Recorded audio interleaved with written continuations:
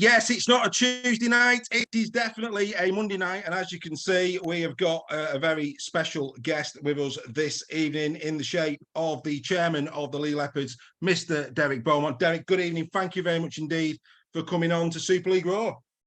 No, you're welcome, Dave. Always got to support the people who do it week in, week out, no matter what's going on. Good to see Steph there as well, getting dressed up for the event and a pint now. Well, I'll be honest with you. I did consider putting a bit of leopard print on for this evening, but the only thing that's leopard print is underwear. My wife's in this house, and I didn't think you want to see that. So apologies for that one. But no, I thought you were going to say she's got it on. Well, hopefully. But no, absolutely fantastic to have you over. So basically tonight, this is going to be all about Leigh. It's a Leigh Leopards special, ladies and gentlemen. As you know, all year, Steph said it a few moments ago to Derek, we've been very fairy Leigh all season. And who better to walk through what's been a remarkable season than the man himself, Derek. Just goosebumps time, gentlemen. 5 days away from Wembley. Wow. Who'd have thought that at the start of this campaign? Before we start, though, if you forgive me, Sam Burgess, Warrington Wolves head coach 2024. Steph, we'll start with you. What's your thoughts? Yeah, I mean, I think on last week's show, I was tipping Mr. Rowley for it. But yeah, I think with Holbrook not coming over, he's definitely surprised to get Burgess. But I think Warrington need a motivator, and he could be the man for the job. And who knows if Mr. Long won't be his assistant with the announcements at Fev as well today. Looks that way, mate. I mean, it was interesting to hear Brian Carney after the game, your game on Sunday, where he was talking about another sport that we don't like talking about on this, but it was a good idea for him. He said that Pep Guardiola took over at Barcelona 2 years after he finished playing, so why not Sam Burgess? It was a good point. Derek, what's your thoughts? Yeah, it is. I mean, I don't think there's anything to do with age. Experience is largely gained, by how you are coached as well. So he certainly worked under some prolific coaches. He's a guy as a player led by example. He'd be highly respected by everybody who plays the game, so that's always important as well. I think, we've seen that with Lammy. People have a lot of respect because of what you've done and achieved in the game. So you'll get an ear from them. So perhaps it could be argued that the closer you are to having done that, the more you will be listening to it because you are in touch with it. He'll certainly be very in touch with it from a recruitment point of view because he's played in and amongst all of those. So there's a lot of pros in the next player being close to it. I think the thing for Sam, and he's his own man, so he'll know. Sometimes some people can just go too early on a big job, and Warrington is a big job. It's one of the top clubs in the Super League without a shadow of a doubt, and comes with a lot of pressure. You guys are demanding success. So is Stuart and Simon as well, and rightly so. They put a lot of money in and they work hard for it. So the proof will always be in the pudding. Longy, obviously, as a player, everybody knows what he did and he was capable of. So it could be a great partnership. One thing I will say is that I know Fitzy very well, and I hear I don't look a lot on socials. I'll chuck some out to promote some or wind people up now and again and have a crack, but I don't see what everybody's putting on there. But I've heard he's been coming in for a lot of stick and criticism, and I feel for him because I've obviously been on the end of that. And what I do know about Carl is he's one of the best people in the game, and I can tell you that, as somebody who works with him, the way he thinks outside the box, the classiness that you have as a club around visiting clubs, the way he contributes to meetings and things like that. So and he's played and knows it himself and seen and worked with coaches, so he knows what's wrong. And it's really hard telling anybody your days are done as a coach, and that's a tough job to have to do. But I spoke to him straight after it, and when the time's right, you have to take the brave decision. So I do know that he won't have appointed Sam and whoever he's advised around saying to do that without 100% believing, having spoke to him and heard from him and covered all bases and took feedback from various areas, that that's the right thing to do. So that in itself would be what would make me confident that Sam's ready and it's a good appointment for you. Right. That's enough of Warrington. This is a Leigh Leopards special. We'll cover a bit of that more with the Warrington Wolves tomorrow, live 8 p.m. for you Leigh Leopards fans. The load of you tuning in tonight. Come along tomorrow, 8 p.m. every Tuesday, live on this channel. We go at it. All the highlights from the games, all the talking points. We have a bit of banter along the way. Team of the week, player of the month, everything, you name it. We do it. It's the only place to be. 8 o'clock, Tuesday night. There's only one place that man, Steph Sale, is at 8 o'clock on a Tuesday night. It's right here, even though Mrs. Sale won't have it any other way. Right, okay. Just to get Mr. Beaumont in the mood, okay, we've put together Leigh Leopards' tries of the season thus far. There's some absolute beauties here. We're going to go off camera, we're going to show them you, and then we're going to start getting a bit of insight from Derek in terms of the year that it's been at the Leigh Leopards. So let's sit back and let me tell you, watch some serious quality rugby league moments in 2023, courtesy of the Leigh Leopards. Here they come.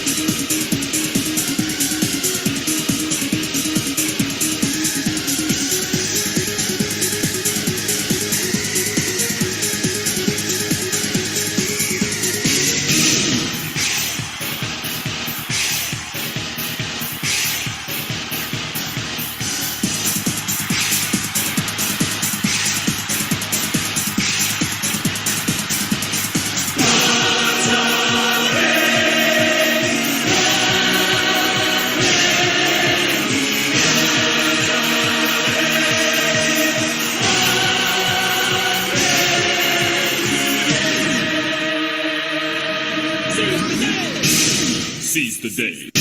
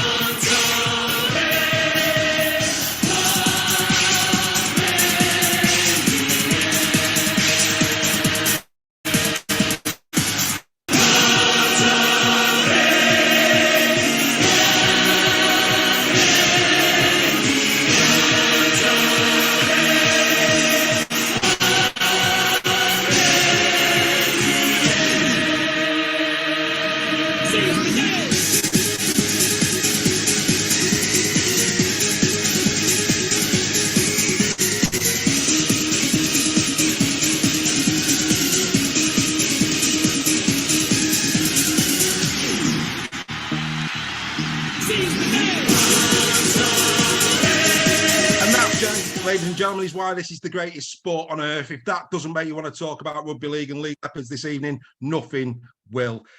Derek, I mean, you know, for those of you who haven't watched Derek's live stories, the official, so we're not going to go there tonight. Just go and watch that. We're not going to repeat what's already been put out there. But Derek talks about his aspirations for this season on that. Just want to pick up a little bit on that. Did you always believe that there was that much quality in this squad at the start of 2023? Because some of them tries are just out of this world. Yeah, well, I mean, I love watching tries. You don't see them as often these days that come out of where you're coming out of yardage. You know, you saw one there where Chance breaks through and then the support finishing it. There was some crackers when you look back on them, and Pappy breaking through, which is a regular occurrence. I think my favourite out of all of them was the one that Lockie Lamb scored at Magic. It was reminds me of, you know, when you go on the amusement arcade and the slider what pushes the coins off and you drop your coin in and it bounces and you don't know where it's going to end up. It was like that kind of thing. And then the way he looks back and like as he scores, it's like a leopard, you know, that's just what you would think it see as a leopard running through. So there's some great tries, but I think the credit goes to, you know, names don't win games, do they? And a champion team always beats a team of champions. So we've got a team of a lot of champions in there. There's a lot of people succeeded and done a lot, and some would argue that they probably had the best, but they was probably just not in the best environment. So they were still great players, and I think Lammy, you know, 30 new players building on the back of what we had last year, has just brought them together in a fantastic way. And the camaraderie that we have, the fun that we have, the way Lammy likes people to play with a smile on their face, the training, the summer camp, the winter camp, sorry, pre-season, the socials that we have in and along the way. He really sees it how I do, and it's a great place to be, and it's bringing the best out of them. And you can see they're connected as a team on the pitch, and it's just amazing to watch. I've never enjoyed rugby for my club as much as that. Well, I've never enjoyed rugby for your club as much as I'm enjoying it. I'll be honest with you, as somebody from the outside. I mean, the interesting thing about your life stories as well, and again, was, you know, there's a lot of talk around culture. I mean, we've heard that a lot at Warrington over the last two or 3 weeks. And there were certain moments of that documentary. And Steph, you know, has talked to me about what you do for Wembley. I'll let Steph talk to you about that in a minute, about culture and building a brand and building what it means to be a Leigh Leopards fan. There was a couple of bits I liked it when you presented with the two lambs, never been done before, the two awards, and even though I was watching that on the TV, I said to Steph at the time, you could feel the culture just watching it. It was unbelievable, that moment. And I also like the moment you mentioned it a moment ago at Magic, when of course Ben Reynolds has his moment of madness with Fafita. That moment of class from you to just go over, pat him on the back. You know, you shouldn't have done that, mate, but your mates have pulled you out of it.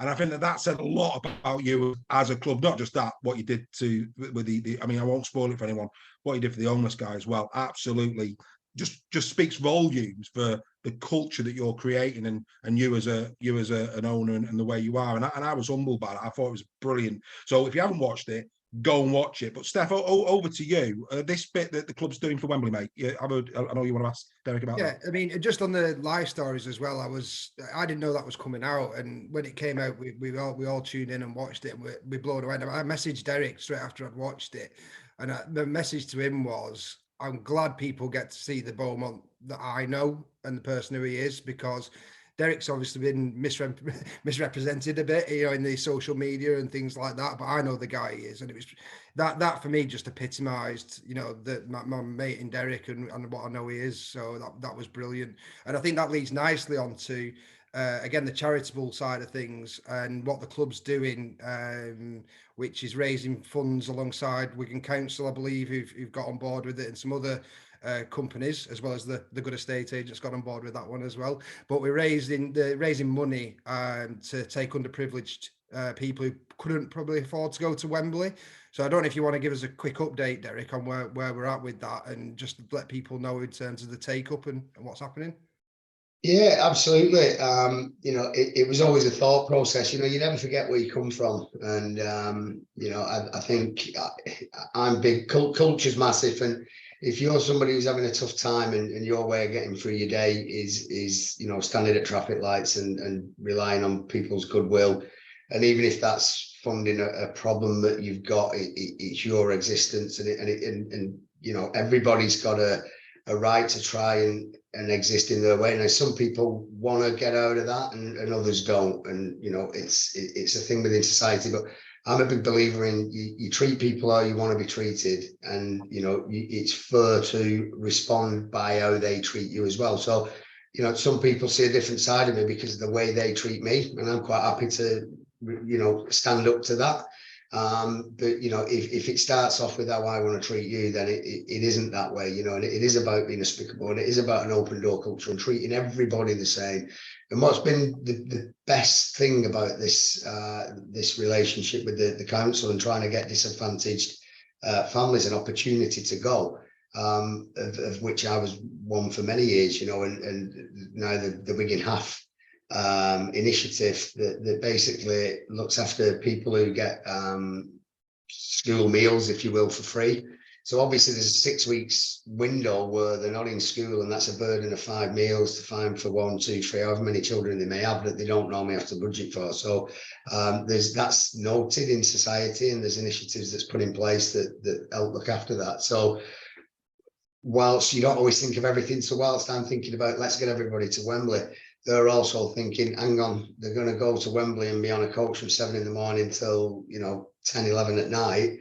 We need a couple of packed lunches for them, something I don't think of there. So that's being provided it's just absolutely fantastic. But what I love more than anything about it, there's 9 coaches, and we've had to kind of stop there because we can't get any more coaches. We struggle like hell for those, and we're starting to pay silly prices for the 8th and 9th, but we'd already released them.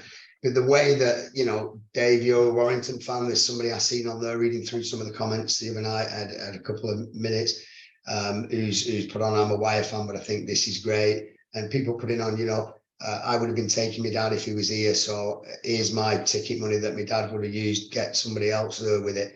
And where I thought, my initial thing to start it, and that of the council that they matched, and then a couple of businesses that immediately jumped on from hearing something I'd said on Granada that support the club, Steph himself with his, where I thought we might get to the 20, 25k, and we've gone past 32, would have been big chunks from businesses within Leigh. But actually, whilst there's been loads and loads of, if you look at the number of people who've actually put on it, that's what I think is great about our game, the inclusivity of it. And we'll all jump on a good idea, irrespective of who we support and whose club's good idea it is, and support it. And that for me is magnificent. And to see all those people, there was one family who I don't know, and I wouldn't know the names or anything, but it was part of the Young Carers thing that we did with Wigan, the initiative on Battle of the Borough.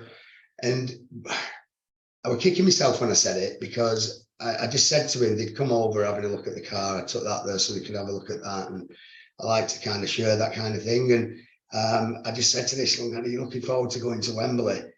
And as I said it, I kicked myself because I thought, and he went, no, we're not going to Wembley. And I was like, oh, he said, I'd love to go, but we're not going, but I'll be watching, I'll be supporting you on TV.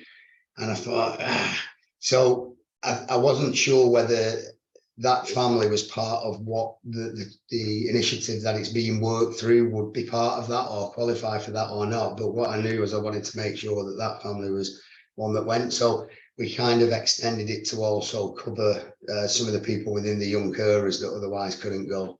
And the difficulty is, I'd love for everybody in Leigh to be able to go, and I'd love to be able to afford to pay for that, which I couldn't. And there will be families out there that aren't on that initiative, but still can't go, because whilst they can, fund the meals and different things, they can't afford to go and buy, 4 tickets and 4 coach tickets and everything that goes with it. So it's a tough one, but I think you just help the best you can. And I think the way everybody's responded to it speaks volumes. And that's not just people in Leigh and businesses in Leigh, that's the rugby league community that got involved. And one man's pound is another man's £10, is another man's £100. And, I started with 5, somebody could have put £10 in, and actually that's what they've got available this week as a spur, and they've put it in there. And that's a bigger commitment than mine. So it's not about how much you put in, it's the fact that you do put in. Or even if you can't share it, just share the post to someone who does put in. That's contributing. You've just said something that I said through my automotive career. I was in automotive for 17 years, and I'm gonna use your Lamborghini now. I used to say to people who were starting out in a sales career in the automotive, what one man's Lamborghini is another man's KA, and they deserve the same amount of respect and courtesy as the silver service that he's given in the big supercar showrooms. That's what we're here. The only difference between a Ford and a Lamborghini is the badge. The customer service should be the same. So what you've just said there really resonates with me. I think that's absolutely superb. And you're right, there's limits to what you can do. I mean, that was a Father Christmas moment. What would you like for Christmas? Without thinking, looking at the parents first. But fair play to you. You know, you sorted it out, which is what it's all about. And that's really, really good. So, yeah, great initiative. And let's be fair, you're going to be saving people a lot of electricity money because you're turning the lights off, Steph, aren't you? On the way out. That's when I turn off the lights on. Turn the lights off on the way out of Leigh. Absolutely.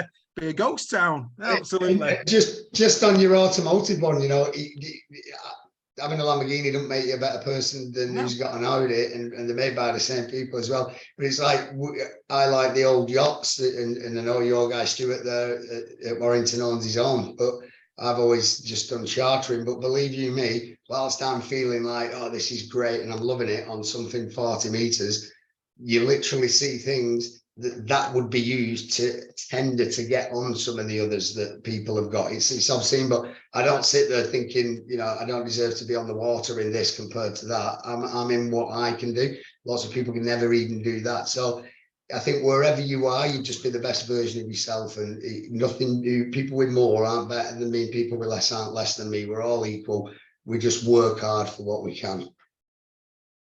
You certainly know John Cleese. Remember that sketch, John Cleese, and where they're all different heights. Remember it? I'm bigger than him, and he's bigger than me. None of that. Watch his documentary. Watch Derek's documentary. You'll see that the apple has certainly not fallen far from the tree. Absolutely respectful of his upbringing, as I know you are, Steph, as well, with your history and your family as well.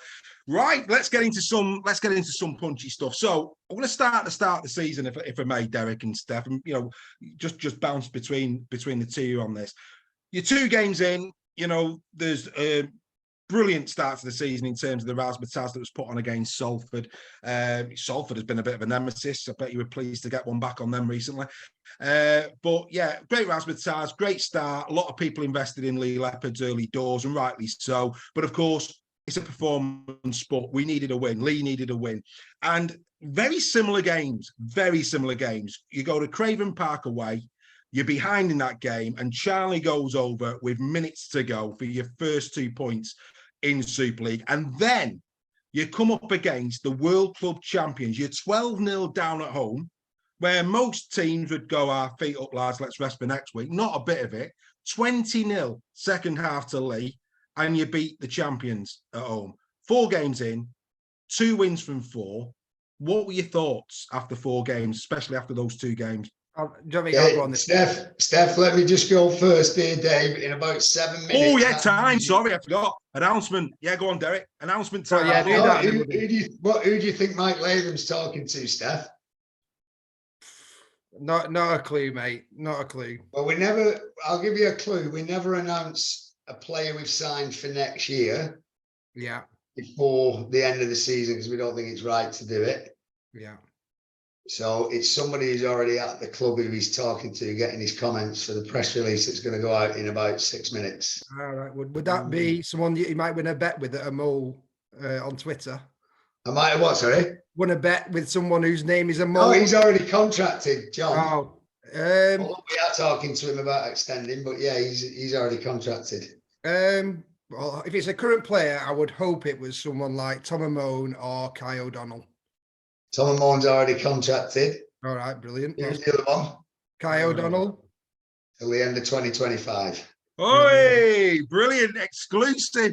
And what a signing that is. Showed his worth yesterday. O'Donnell, first part of this season, right up there, probably the informed best second rower in the comp. It has to be said, early doors in the league, back in time for Wembley. So there you go, an exclusive on Super League Raw. Go on, Derek, you can come again. and he's got a great. His combination there with Lockie Lamb's been outstanding all year till his suspension. So to get them both to re-sign for that, he's really bodes well for us. So buzzing, but. Yeah, getting back to you, what you said there, it was interesting when you put your try lights on. The first try that started that reel was the try that got us our first win away against OKR. But what got us our win in that game, and what taught me a lot about that team, and I think it would have certainly taught Lammy a lot, was I think we went 16 tackles consecutively on our goal line, defending it. with 6 agains and whatnot. And then we got the ball back on our line and completed the set with the ball going out just before the flag. And then went on and took the opportunity and scored in the very last second, which was down to a Lachlan Lamb, Kai O'Donnell combination. When you watch it back, the closeness that he is, the defender shoots to go for the backman thinking that's what he's got to hit, and he drops a short lead on Kai, who's then through Latelli, Chance, and a great try. And that, I think, what was significant about that, and this is what I think is a big part about owner-coach relationship or CEO-coach relationship, however you want to work it, is pressure. The game, the pressure on coaches is immense, the pressure on clubs is immense, the pressure to do well. And, you know, we lost narrowly. You know, a good game with Salford, the occasion got to us more than them. We've lost to Catalan then away narrowly. So everything was close. We was in the fight. And I spoke to Lammy before that KR game. And then, you know, we had St. Helens, as you mentioned, coming up after it. We had Warrington coming up. So it just looked worse and worse. And I said, Lammy, I said, listen, mate, take yourself from under pressure, because it could get round 8 before we see a win. And I'm prepared for that as owner. Our fans are fine with it and I'll accept it, because we're in the fight in the games. We're not getting smashed. If we were losing 50-30 and leaking, I'd be worried, but we're losing 14-6 away to Catalan. You know, it's coming. And when it does, I'm sure we'll be okay. And I think that's important, because I think it just takes that pressure away, and then they kind of were able to express themselves a little bit differently, maybe, or Lammy felt he could. So that was the reaping of the reward, and the way that they'd never give in that game and got the win. And then there's been other examples of that. You know, you said 12-0 St. Helens win the second half, 20-0. The semi-final against St. Helens was one off our defence, you know, a whatever it takes mentality. You know, you saw there John Asiata just put his head in front if that's what he has to do. He will all do whatever they've got to do for each other. And I think that game against Leeds yesterday, same thing. The defence is what won us that game. You know, it was brutal. So it's absolutely brilliant commitment from each other. And it's that winning on the field that takes care of everything. This rebrand everyone was on about, it's only successful because that's successful, I promise you. If we was at the bottom, struggling on it and heading to go back down, it wouldn't be what it is. It's all down to the players, Lammy, Chesney, and that side of it, 100%. You've been reading up on what I'm going to be asking you, Derek. Right. So you're absolutely right. So you're spot on. I mean, obviously you're spot on. What I was going to say to you at some point, we've just seen some brilliant tries, you know, in transition this season, outstanding, you know, and whether they've been tight in the corner, Amon crashing over from deep, whatever, you've got strike all over the field. But you mentioned that key word, defence. You're spot on about OKR. You mentioned the semi-final. We'll look at that in a minute's time. You mentioned yesterday, there was another one, Wakefield, Magic, down to 11 men, first half. You defended like your lives depended on it against Wakefield. You got through that 10 minutes.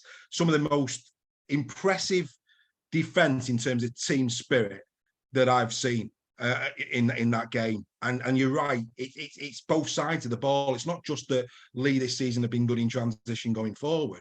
Defensively, with the exception, I'm sorry to say this, with the exception of Wigan, which probably hurts a little bit, but with the exception of Wigan, who put a bit of points on you, virtually every game you have been competitive in the ones that you've lost. Virtually everyone. Yeah, without a doubt. I mean, the 3 big scores were with Leigh points away to Catalan on the second game. There was 20 up in 20 minutes, and it was like, wow, it's, you know, it's kind of tough when you're in that environment, but it's like the way they came back and took the lead, and then it was just a drop ball on what would have been a 2v1 if Gaz gets the pass off, instead of us scoring and definitely winning the game. Small margins, you know, the ball's under our sticks at the other end. So Wigan have, you know, you can analyse those games, and I wouldn't want to take anything from them. I messaged Wayne and Rads and Matty Pete, who I'm good friends with all of them, after the first Wigan defeat at our place. We built it up, and I said to them, I'll take that as a compliment, because that was the best they played all year. They came with an A game. They prepared like it was a grand final. They told me that. They respected us like that, and that's a sign of where we've come. And you know, things things changed in that game for us in terms of our dynamics, because Gaz O'Brien goes out as we score first. He's off the field. We've got to put Zach to fullback. Chambo comes on the edge. So everything's a bit different. That happens for all teams, by the way. It's in no way an excuse. And they was outstanding, kicking a 40-20. And I think we only had one set with the ball in the 10 minutes that we're down to 12 men. Great game management. And you know, the X factor of French Field wasn't only, he got injured in that game, but last play, kicks, tries, you know, it all went from. And then the second Wigan game, you know, if I'm honest with you, I didn't think we'd get anything from that. I knew we'd try. I thought for the first 30 minutes, we looked the better side. And I was like, to Mike Leigh, who was sat me, I went, we might win this, you know, we look okay here. But Wigan are really good at the detail of, you know, keeping you up in the ruck, turning you one way, making it look a bit messy, but it's all within what's allowed, and just turning up big. And, you know, fair play to them, because I thought they was outstanding that day. And there was class all over as a club, to be fair. How they treated us upstairs, Rads was brilliant. How the fans were with us, what they did for Jack Hughes. I just thought it was outstanding how they all waited until we finished and he came back out on the field. So, you know, they've had the measure of us both times. And ironically, that's the last game of the season in the Leopards Den. And if we can stay in touch, which is what we're aiming for, who knows, we might get them when it matters. Well, I was going to say, is it the last? Back for that one? Need to bring the Flame Girls back for that one, Derek. Get the fireworks going. I can't afford them again. No, I'll sponsor it, mate. I'll sponsor it with you. But it's like, but is it going to be the last? Because you know, playoff rugby league, there's no doubt you're going to be in the mix on that as well. Steph, you know, that obviously the first two wins as a supporter, especially that Saints one. I mean, that's special to go be 12-0 down against Saints at half time and come back 20 down. As good as the KR one was, that for me.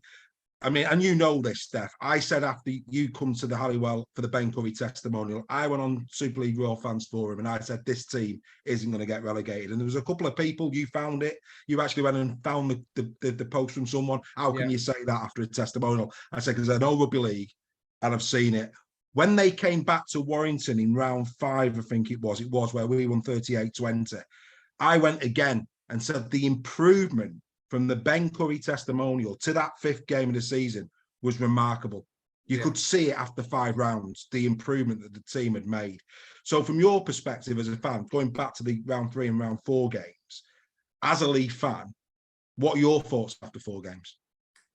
Well, I mean, we started off with a bang, thanks to Derek's show, and that was amazing to announce our, you know, it's like something we've never done before, to announce ourselves on the stage. But I think for the first time as a promoted side, I think we deserve that, in terms of, you know, we are here.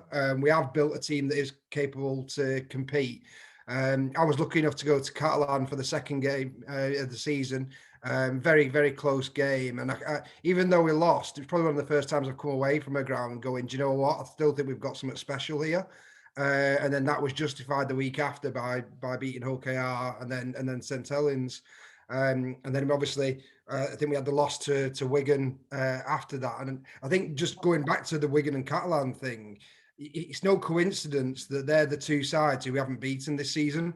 And they both sit in 1st and 2nd. So that says everything to me. And, you know, and Catalan, but for a bounce of ball, we'd have beat them in that game in Catalan. So that's a statement. I think there's only a couple of teams done that this year in Huddersfield and I don't know else. Warrington in the Challenge Cup. Twice. So Twice Warrington have done it. Twice, yeah. So from that respect, I knew then that we were going to have a competitive side, but even at that point, I didn't think we'd be where we are, where we're now after 21 rounds. It's an unbelievable achievement. I think people have been saying already, if we didn't win another game now, it'd still be, you know, an amazing achievement by the boys to do that. So, you know, I think there's a pride in this town again, and that's thanks to Derek and the club, you know, who've brought that pride back in this town, and it's just an amazing feeling as a fan at the moment, and long may it continue. Yeah. Long may it continue. Like I say, breath of fresh air. And of course, that then there was a bit of a lull after that, because after 8 rounds, there was no win coming until round 8. Round 8, you played at Wakefield. You won convincingly as well, 32-0 at Wakefield. And this was the league at that point. After 8 rounds, dare I say it, where a lot of pundits, Derek, had put you. You know, after 8 rounds, a lot of the pundits, a lot of the media were saying that Leigh were possibly going to be kept battling with Trinity for relegation. And at that point, you're still more, you know, in touching distance of the bottom. Media's probably having a little bit of a field day.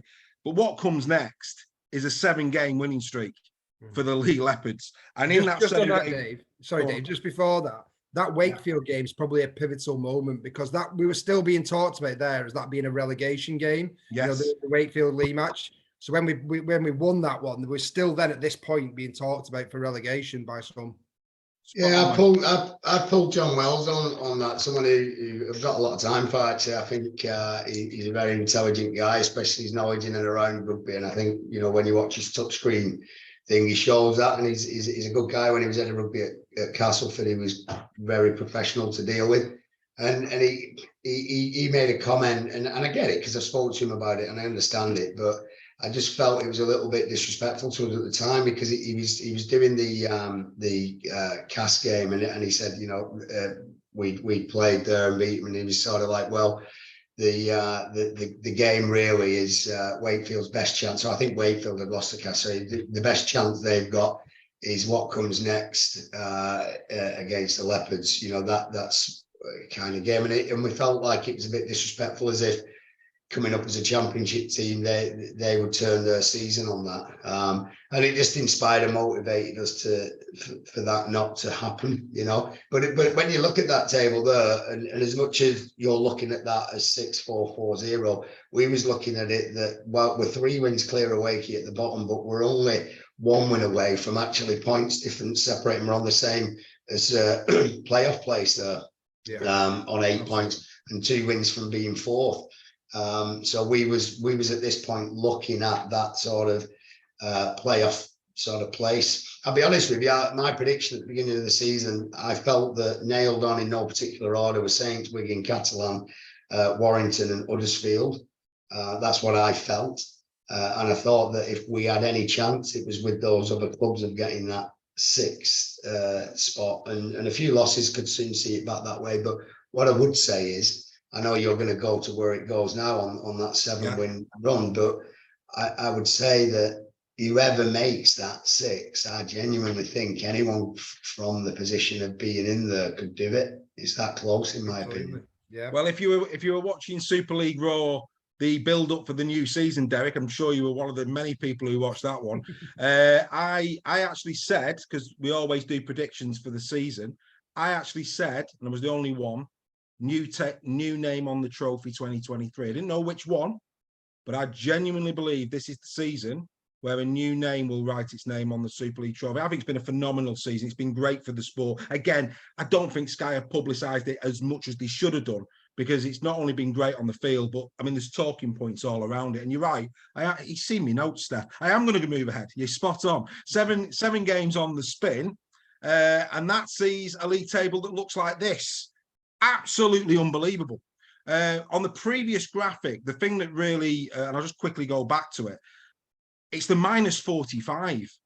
You know, we've already mentioned, yes, you might have only won 3, but the competitive, look underneath Leigh, Tigers -110, Hull -156, 187 Trinity. Go up the table, Rhinos -12. This is a grand finalist from 2022.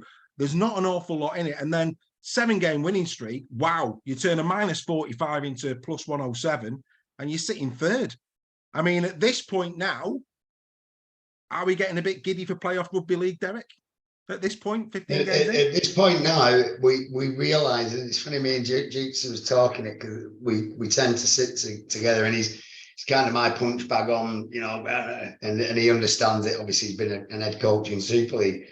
So we watched the game together, and it's weird. It's a different kind of pressure. It's a different kind of emotion watching your team. So we've gone from wanting to win games in desperation to survive and just finish 11th and have a chance to build and move forward on it, to desperately needing to win because we want to stay in touch with Wigan up in second, or we want to stay in a chance and give ourselves a chance as the playoffs, because we do believe that from within there, regrouping and going, we could have an opportunity at it. So by this point now, I'm buzzing, because I'm looking, you know, there's 12 games left.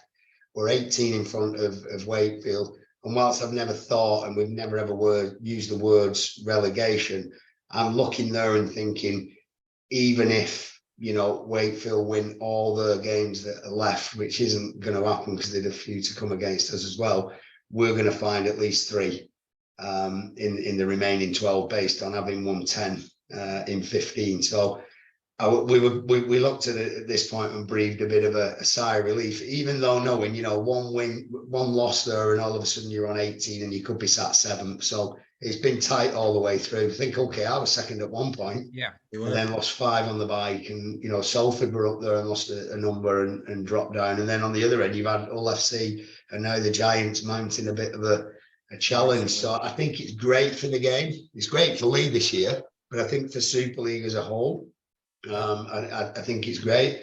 And you know, some of my mates, I mean, my PT, he's Danny Walker's brother, your hooker, Luke, and he won the league in April. You know, steady on, steady on. Yeah. But I'd say, you know, it's interesting what you've just said there, because has there? I mean, you couldn't write it, could you? Such as the spectacle that we've had in 2023. What a brilliant time to do a TV deal.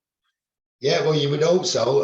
As tough as it is, and I think what you'll see from that, and I genuinely don't know because we're due to find out anytime soon. But I think you'll see a piecemeal deal rather than a one-out broadcast deal, because I think there's more people interested in it as a result. And you know, the fact that whilst everybody criticises, you know, what deal was obtained for the sport last time, I think it was as good as we could get. But what we got from it was some free-to-air opportunities with Channel 4 and to do some stuff on our league and stream ourselves. And that whilst, you know, Sky is significant investors into the game, and I've got a lot of respect and time for that. Anything that's subscription based is always going to be, you know, a little bit more restrictive, but that's what gives them the money to spend on us. So I thought that was a big win, and I think now this time around we'll probably see. I'm sure Sky will stay in as a significant part of it, but I think there'll be some other contributors beyond Channel 4, and I hope we can get more on free to air. For me, on the broadcast element, I think we need to make every game accessible. I don't understand why we might have, you know, a game on a Thursday and then 4 on a Friday all at the same time, and then maybe 1 on a Sunday. I know the stadium usage is a massive jigsaw puzzle for the people there at RL Commercial and the RFL to put it all together. It's an absolute nightmare. I've seen it firsthand.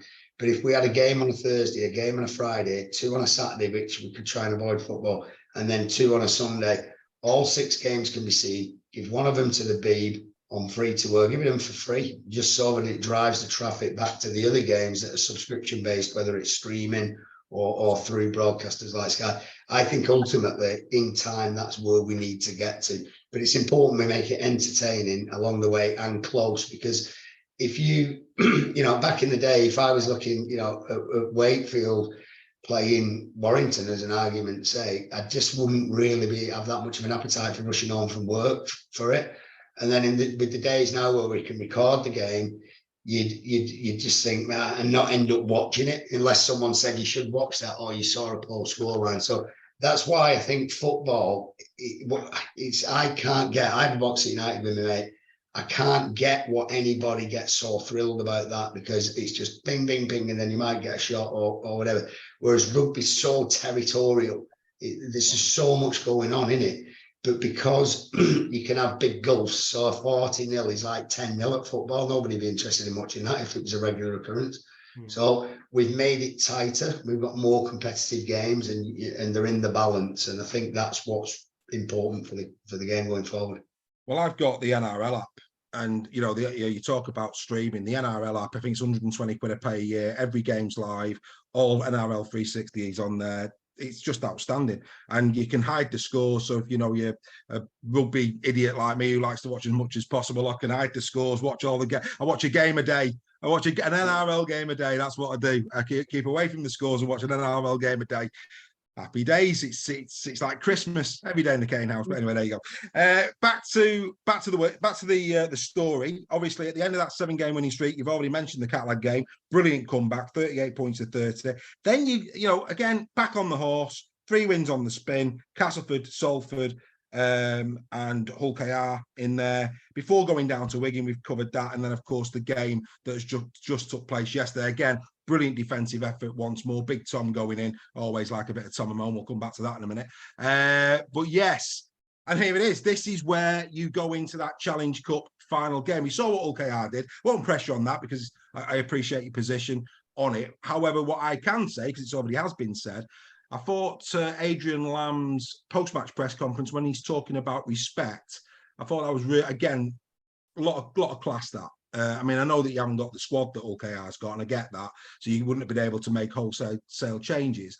But I like the fact that he said that, one, it was respect, and then he just reminded Hull KR that the 2 times that you've beaten this season has also been on a 6-game turnaround, which I did have a wry smile about. I thought that was very, very good indeed. So well done to Adrian Lamb on that one. But yeah, this is where you stand when the Challenge Cup is over. Leigh, there's no doubt now, 28 points. Leigh Leopards, newly promoted Leigh Leopards, the Leigh Leopards that people said to me I could not predict them not being relegated after a testimonial. The Leigh Leopards that I predicted after the Warrington game in round 5 needed to be taken seriously. That Leigh Leopards will be in playoff rugby league come the end of the 2023 season. I think there's no doubt about that. I'm going to call it for what it is.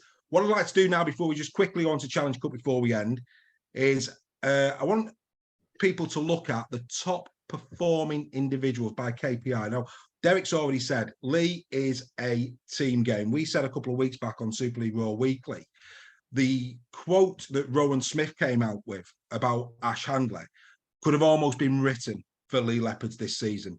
The Leigh Leopards team are playing for the name on the front of the shirt, not the names on the back of the shirt. It's a great quote, that, by Rowan Smith earlier in the season. And I think that pretty much crystallises what's happened at Leigh this year. It's been a team effort. However, in every team, there's certain performances that elevate. The rest of the team could not produce what they produce for those 1% moments that maybe, for example, Nisbet did against Leeds this week, comes into the side, plays his part. You can't win unless he has a great game. So what I'd like to do now is I'm just going to put a graphic up, bit of music as well. The top performers in Super League after 21 rounds by KPI.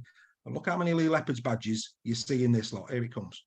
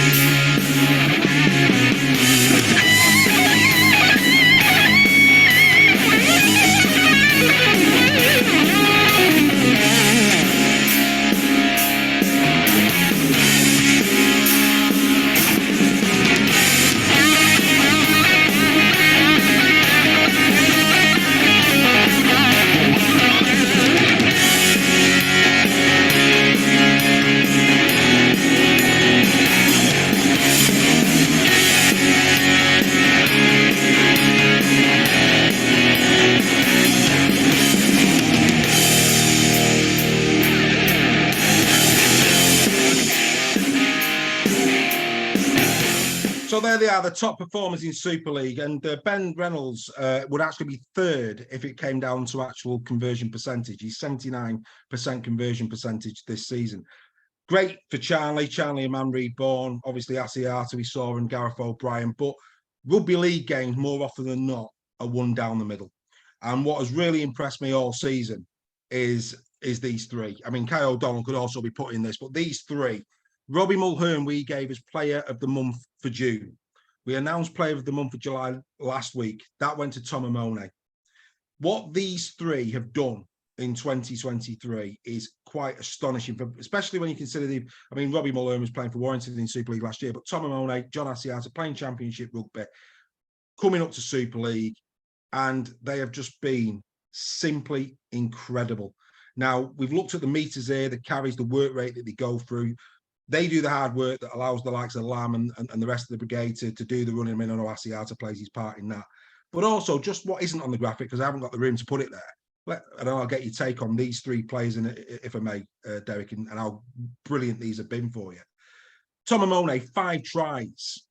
Many of them coming in recent weeks as well. 3 assists, 49 tackle busts, 4 clean breaks, 10 offloads.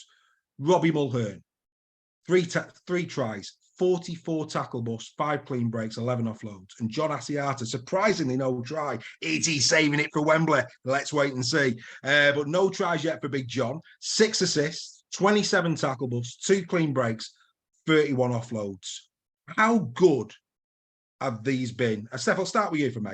How good have these been for you this year? Yeah, I mean, well, there's a saying in rugby that, you know, forwards win games, backs decide by how many. And I think that's been epitomised in Leigh's team this year. You know, in order to win matches at the top level in Super League, you've got to have the pack that's going to take you forward for your likes of your Pappies to make your quick player balls and things like that.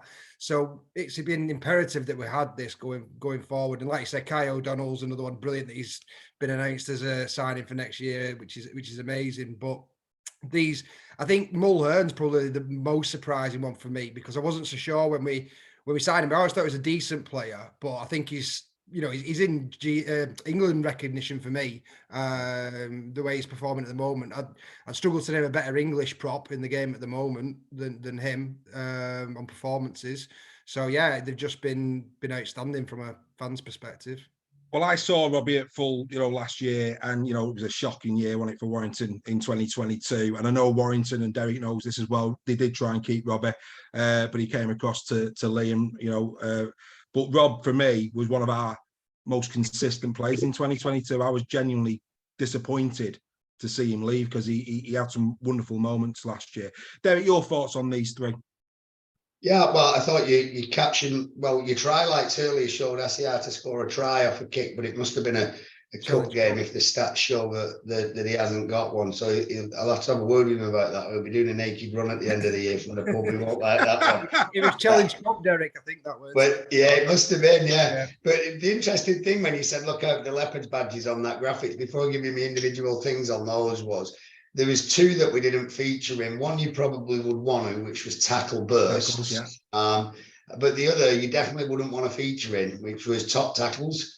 Because if you're winning games and you're playing well, you don't want to be making tackles. So it's interesting you put that up, because after one of our base camps, we split the season down. Other clubs do it as well, I'm sure. But after one of our base camps, we looked at all the Opta stats. And the amount of number ones we had at that particular time was incredible when we talk about it. But I think a lot of credit goes to Adrian Lamb. But when a lot of teams, if you're coaching against us, and obviously I've got a lot of friends in the game that the coaching who John Duffy still works for me. He's involved in the coaching setup at Wigan, and people will look at John Asiata and call him our dad. Our kingpin. So that's why they run a lot of traffic at him, make him tackle. A lot of things comes off the back of him. But let's not forget, you watch the NRL. I don't get a lot of time to do it, but the guys won a grand final. Yeah, over there, and it's one of the great things that came out of the tragedy of COVID from our club's point of view, because that's the only reason that we got John, because he was so set against his own views and things regarding the vaccination process. So that got us the opportunity to get John, and he's absolutely. What I want to say about him, though, as well, as much as a great player, he's a great captain, but beyond that, he's a great human being. He's an absolute, he's a real charitable heart of gold. He puts everybody else before himself. He coaches in the amateur game. He's off to Derry House. He's like, can I get this? Can I do this? Can I give this? And unbeknownst to me, it's his 200th game. If he plays at Wembley, will be the one after against Catalan. And I'd just given John, not knowing, 200 tickets to use for charity, to give them to whatever situation he felt right, or to raise money with them or whatever, just as as a gesture, because it's something he does. And he said to me today, he said, "Did you know it was my 200th game that game when you've given 200 tickets?" I said, "No." You know, and that's the kind of weird connection me and John have. I genuinely didn't know that, but that it's this weird synergy, as if we were meant to have some involvement together in the powers that be have brought it around. And that's how he is and what he thinks. So he's a real quality guy. He put his body on the line. And I tell you now, all the criticism he got made me feel foul, because that guy, he will do whatever. His mentality is whatever it takes. The whole team's mentality is whatever it takes. And they'll keep running traffic at him. He'll get tired. You know, Walmsley, Passett, the great big boys, good players, quality players, and they'll run hard over John, and he'll just hit you wherever he's got to hit you with, whatever he's got left in his tank, whatever it's just putting his head there, he'll put something there. Yeah. And that's the manner of the man. I can tell you now, he would not even stamp on a fly if it was bugging him. You know, he just isn't that man. So he'd never intentionally try and gain an advantage like that. And that needs putting out there. First time I've spoken it. Tom Amon, what another great humble guy, you know, absolutely genuine humble guy. They'll say he's tighter than Crampy likes us buying the old breakfast, as Tom is a bit of a standing joke there. If they win, we get the brekkies in. I backed them against Leeds and bought them anyway, and they delivered. So, but he's an absolute great guy, and he runs hard as nails. And to coin a phrase, which Steph used a good one there, you know, you can't play the piano if somebody doesn't carry it into the room. So, you know, them guys there are responsible for that. And I think Robbie Fitzy openly was trying to keep Robbie there. We probably we did go beyond what was Carl's perception of his value, and people have done that to us, and that's what you have to do to get a player to move on. And it was just a bit of a sell on him. But I think Adrian Lamb's done a fantastic job with him. And he challenged him. I can't remember which game it was, but it might have even been the Saints one, I'm not sure. But he challenged him to be our, you know, why can't you be our, you know, every team has a, you know, a tough man, if you will. And he was like, I challenge you to be our tough man. You know, you're a big guy.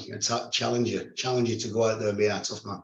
And he did in whichever game it was. And all the boys spoke in the changing rooms afterwards about how immense he'd been.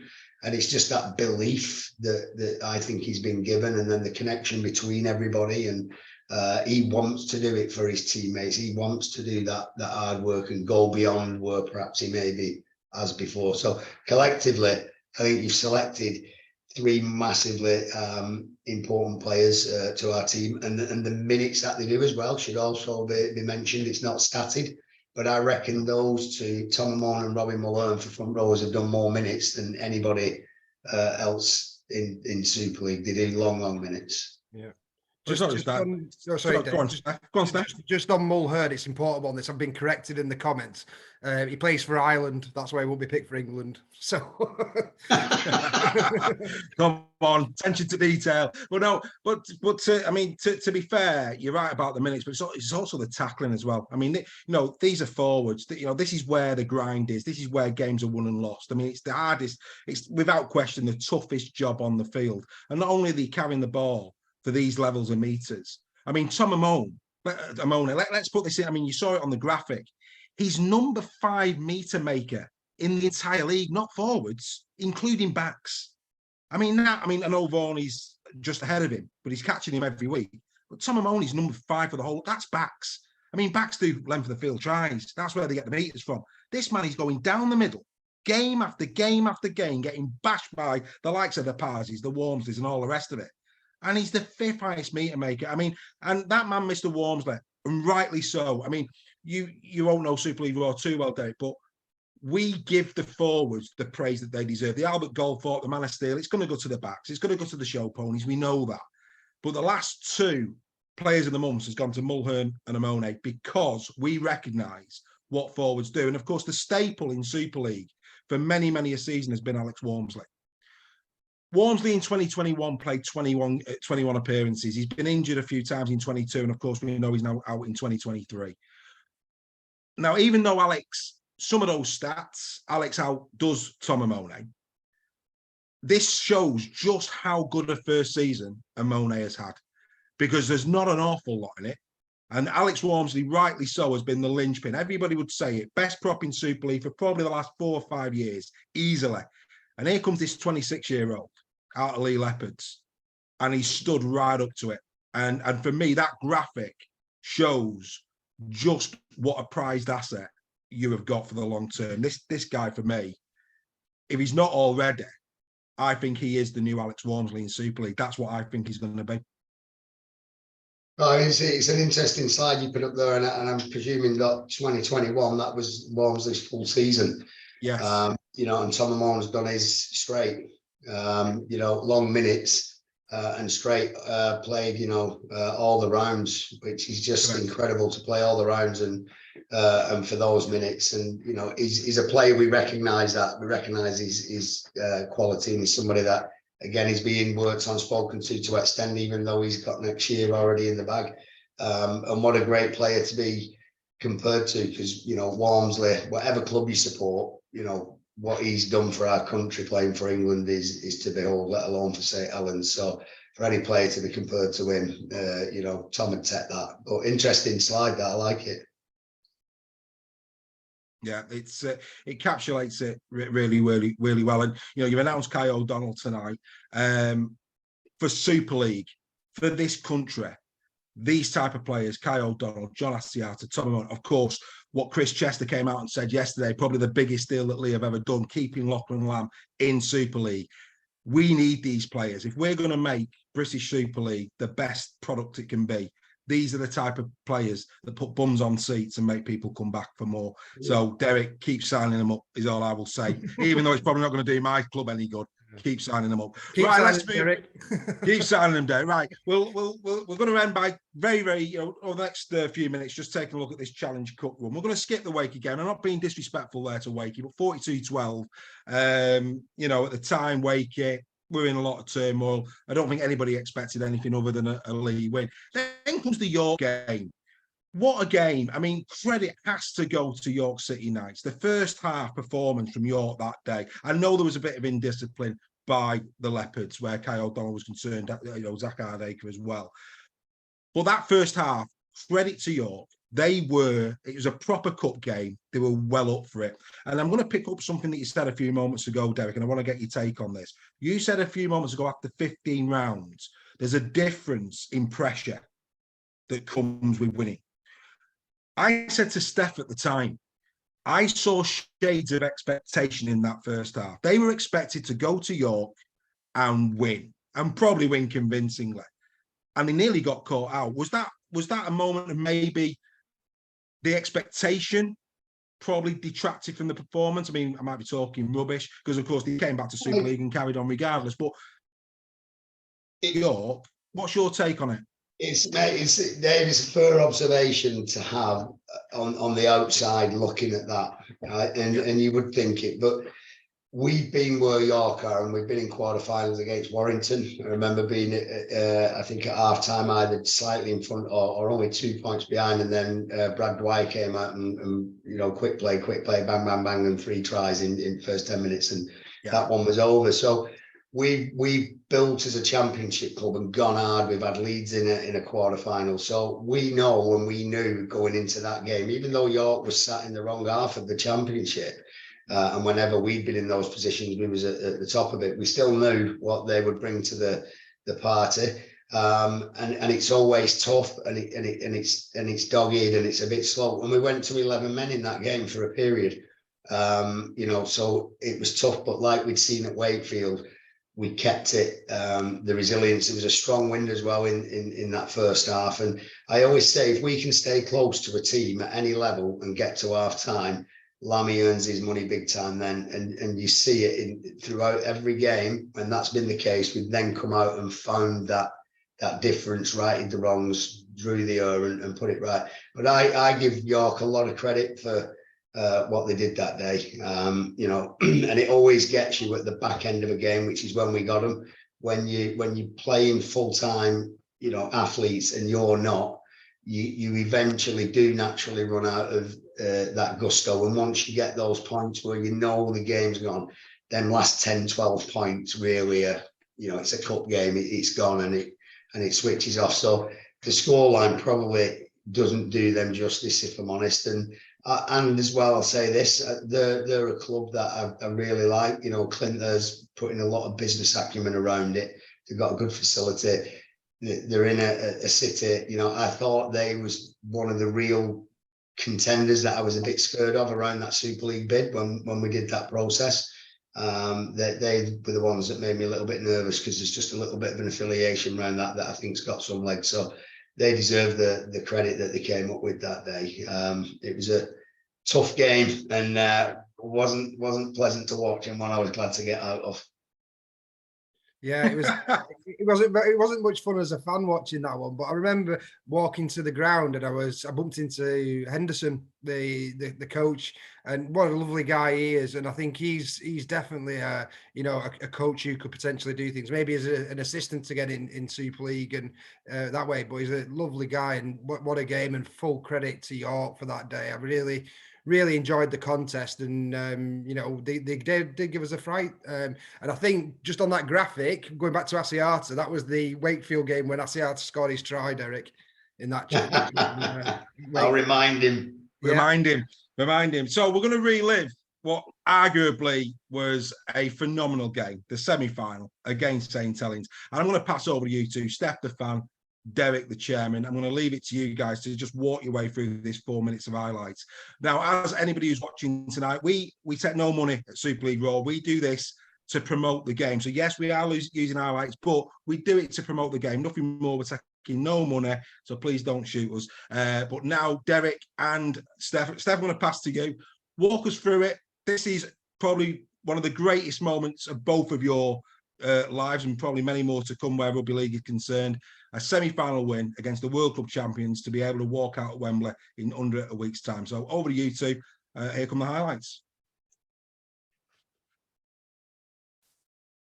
Oh, there you go. Yeah, I mean, we started off. One of the things for this season I've always thought is our defence. I'm not really that worried when they get on our line. I don't know if you feel the same, Derek, in terms of I feel confident we can defend a set of six on our line. Yeah, I mean, that's the kind of try that no coach wants to see conceded, and one that was talked about in our build-up and in the week. And, you know, when I'm involved in that and seeing it, you know, Lussick had a great game that day, by the way, and flew out that night. And I didn't think he'd be too bothered about showing up, but he really wanted to leave on an eye.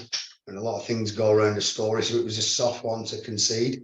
Yeah, we did the same at Leeds, didn't we? We had a couple for these. It's definitely an area I think we need to improve on, and I'm sure Lammy's all over. That's a massive moment here. You know, well before the ball to Lomax, and you think, you know, wow, you've got to not jam in. They've stayed true to each other and believed and stayed square. You know, Chamber's done his job and trusted Josh to get his job done. And Saints, you know, you see the relentless pressure. Same again, Wellesby gets the ball in his hands, and just great defence there from Tom Amoni, he was just on about. But you know, again, we get a back-to-back set. It's a penalty. We felt we was coming out bad on some of the calls. And wow, you know, the rugby league gods was blowing the balls. What made it so sticking that day, weren't they?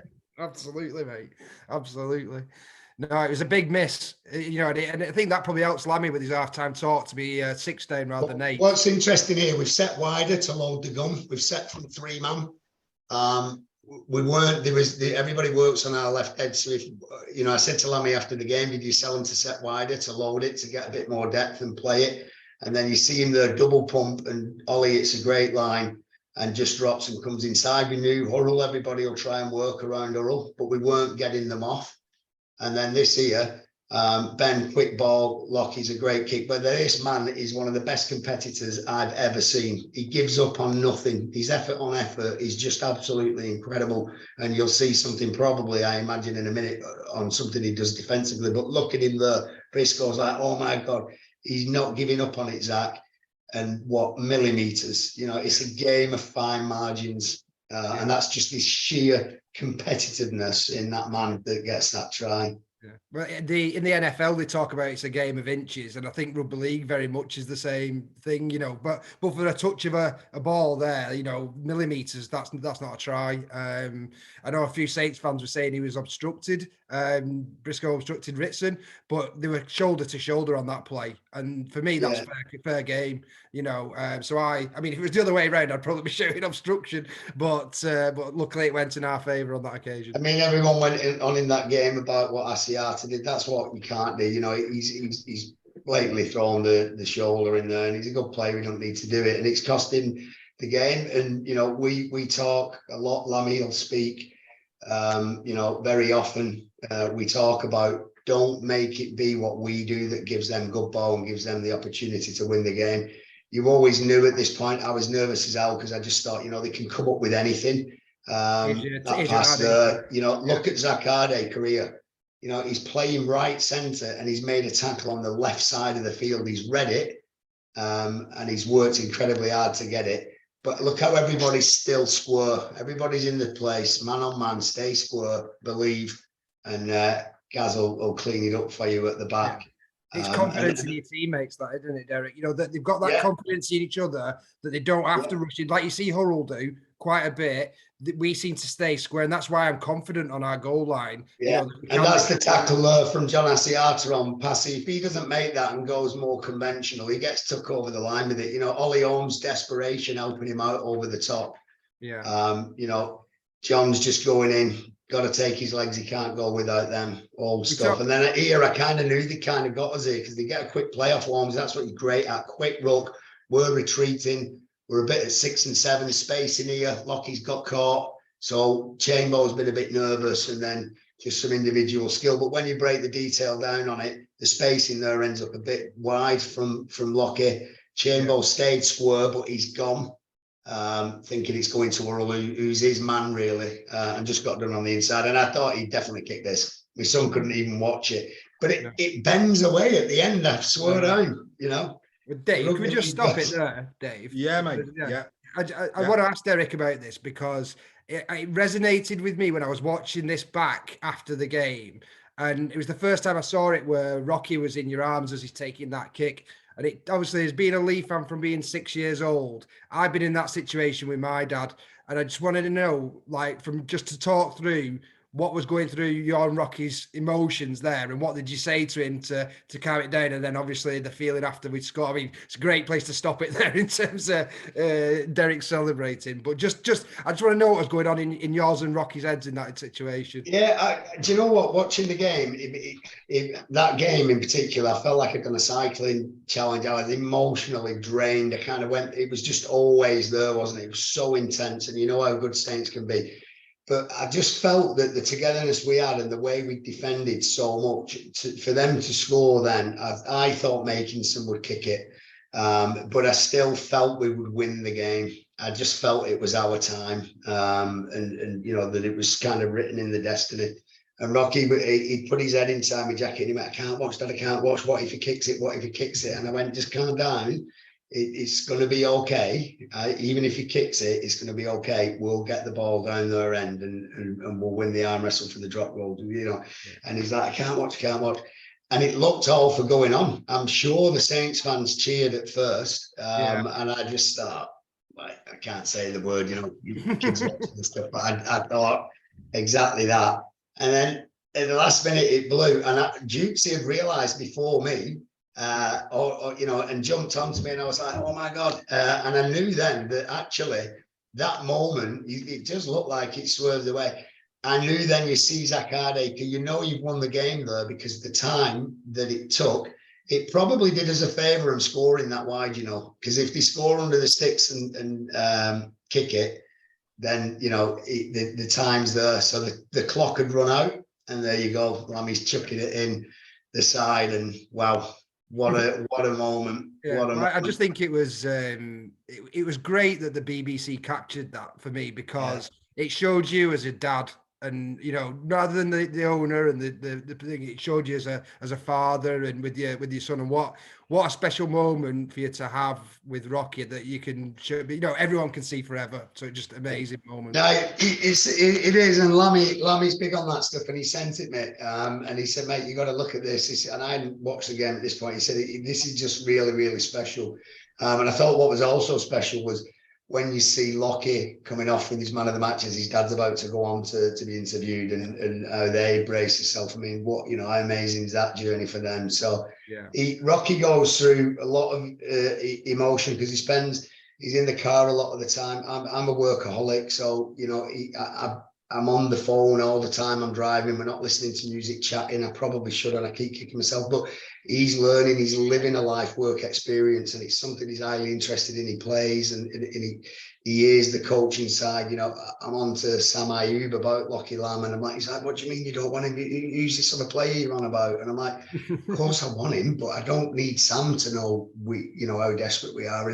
It's just business, and he learns and sees that element. So he knows how much it means to me. He sees how much I invest in it. He's a massive fan in himself, as is his mum, as are all our family and our friends. Just like your family, Steph, you've been steeped in it massively, and had a family name that's had a huge impact in our club, to the point of the stadium being on sale way rather aptly. So you've been that kid, and now you're that that older figure. So it was a great moment, and it's going to be special for him to walk out with us at Wembley as a mascot. He just about fits the age, but it's the last time he'll be able to do it. It start looking wrong.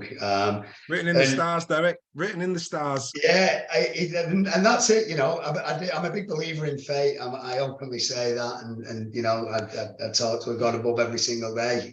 Not for myself. Never ever asked for anything like that, but for direction on how to help others and what to do. And I just think that now and again, the more you give, the better you get back. And it was just our day. I felt for St. Helens because I've got some good friends there. We prepared for it, for a Wembley trip together, so that whoever got there would take on the hotel. So we got the Hilton Hotel, and that was great with Rushy and Eamon. And it was a tough one for them because they feel a little bit bitter about the injuries, and nobody wants to see that, do they really? No.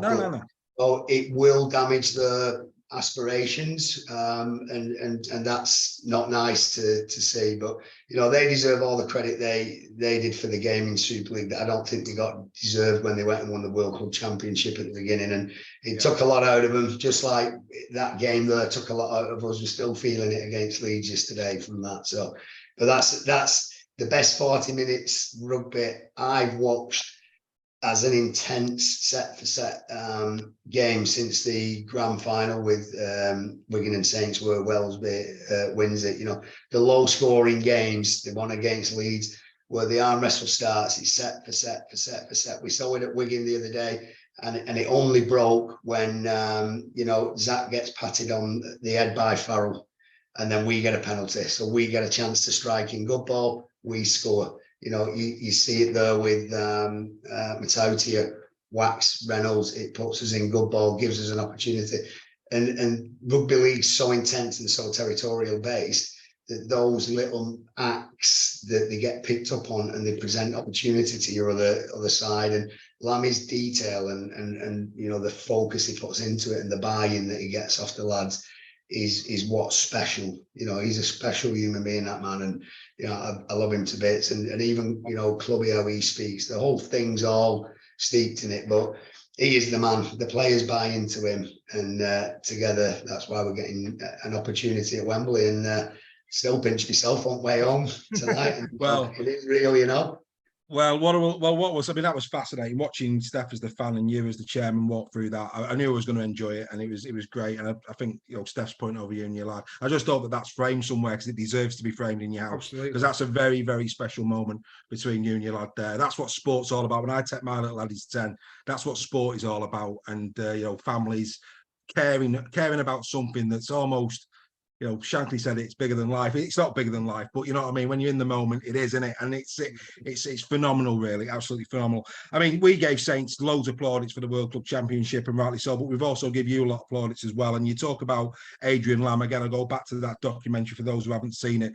Culture starts at the top. I think you've got a coach there, and I know there's a lot of people in between yourself and Adrian, but it's crystal clear that there is a culture there. Everybody's bought in. I think you talk about people. People who work hard. You talked about John Asiata in glowing terms. When you've got a bunch of people who all believe in the same thing, who are the same type of human beings, that's when magic happens. And I think that that's what's happened this season at Leigh, and it's been absolutely a privilege to see it. Right, I'm going to go out with some big goosebumps for you boys, some big goosebumps for you. But before we do, all right, we are impartial. Don't know anybody at OKR, so I'm sorry, OKR. If you want to give me a ring, I'll quite happily do a special with you as well. We wish you well as well. We know it's big for your club as much as it is for Leigh. As a neutral, I am really looking forward to this. It's great that there's not the traditional Leeds, Wigan, Saints, and all the rest. This is two teams with massive heritage going toe to toe. We've seen it already this season when these two teams have collided, that they can put on a brilliant game that's a matter of inches. As a neutral, I hope it sells the sport. I hope it does really well for the game of rugby league. And of course, I wish you two well. So, are you ready for your goosebumps, boys? Yeah. Are you ready for them? Here they come. Derek, Steph, what would that mean? We'll have to recreate that. Right, am I getting a pass, Derek, to get on the pitch with you?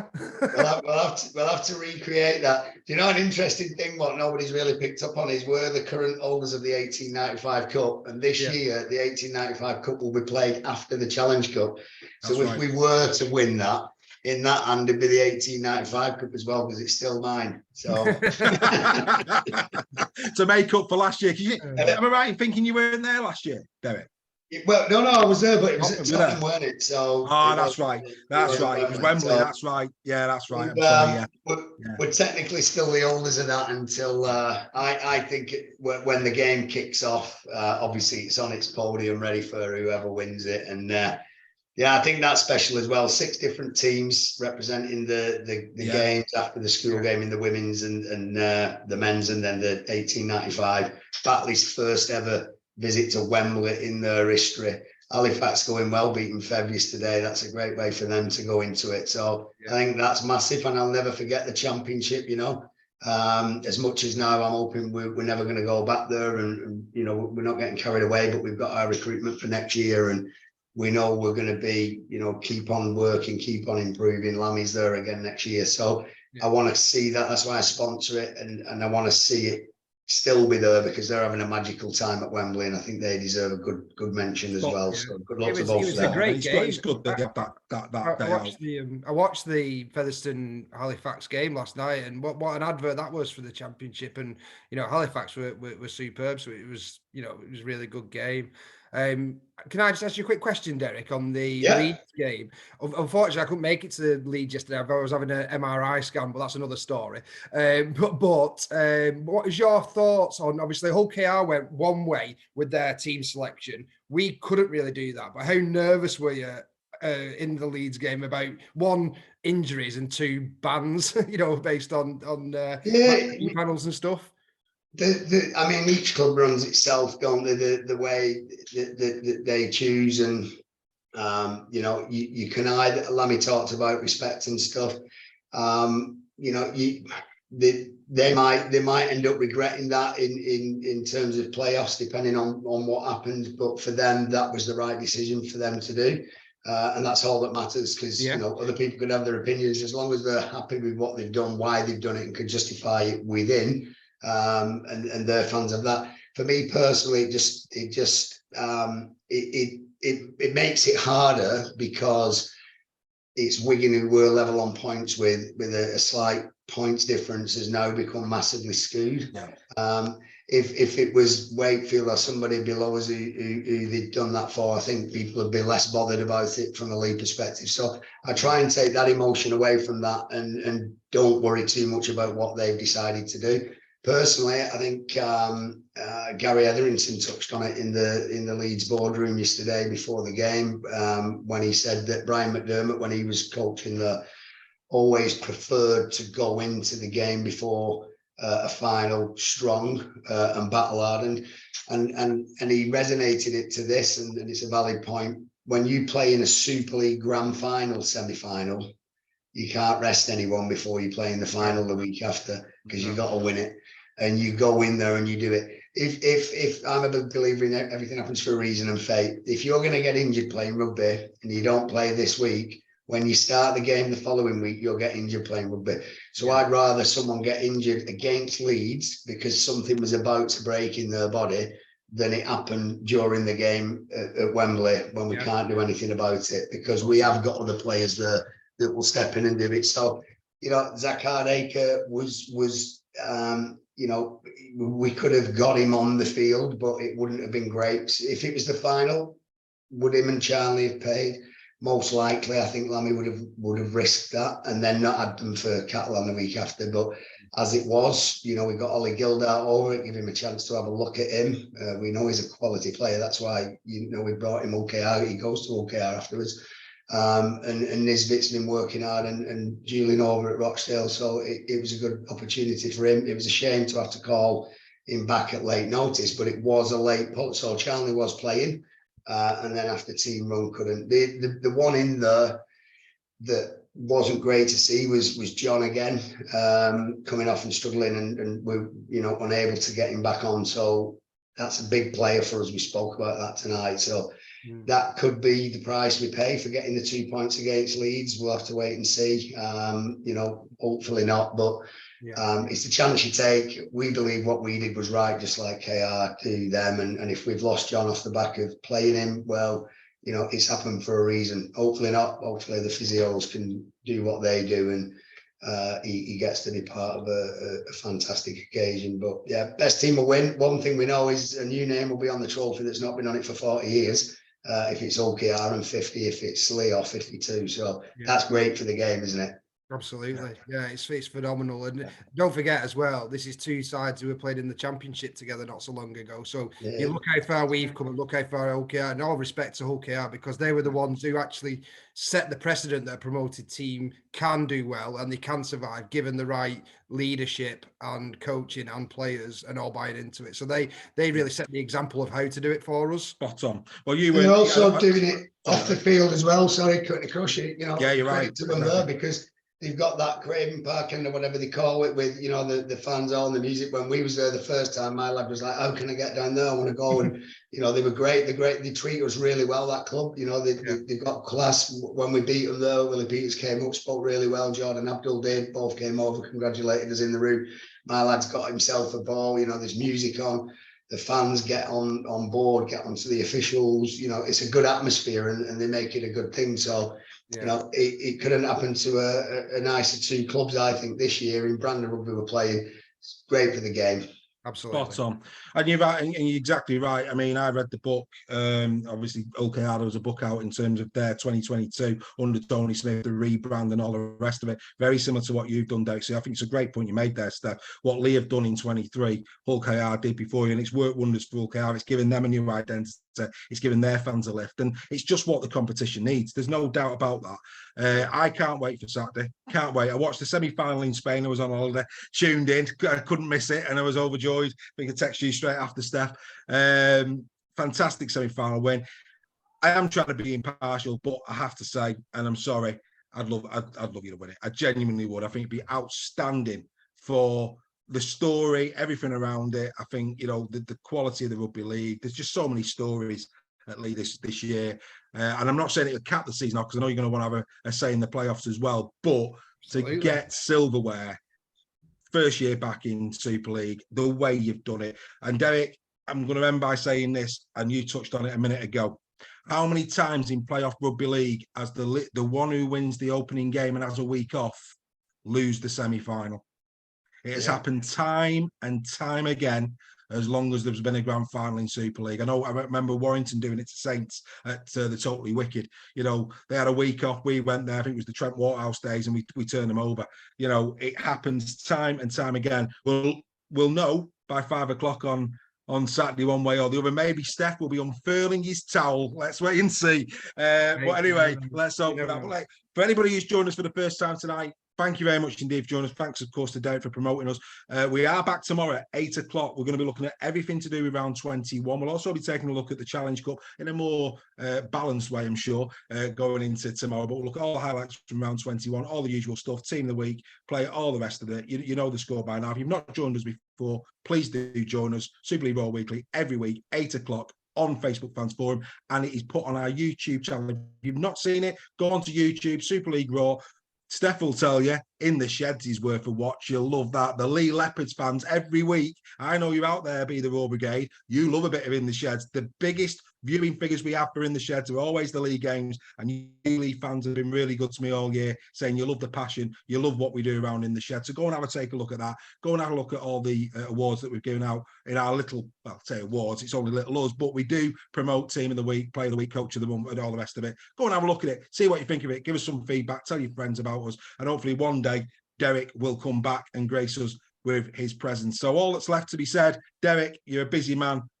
Thank you very much indeed for being a part of this tonight. We really, really appreciate it. Steph, you've got a date with me tomorrow at 8 o'clock. So we're going to say goodbye now to all of our people who are watching. Go on, mate. Go on, crack on. Just two real quick ones. I believe there was at the Leeds game yesterday, there was a guy who was taken ill after the game. I believe he's been given the okay and he's recovering now. So I just want to say from the Leigh fans, speedy recovery to you, mate. And yeah, absolutely. And the final one, just to thank Derek for your time, mate. It's really appreciated. I'm sure this is going to get massive viewing figures, and thanks for giving us that exclusive with Kai O'Donnell. We're all over the moon with that, mate. So get that checkbook out and get some more signed up.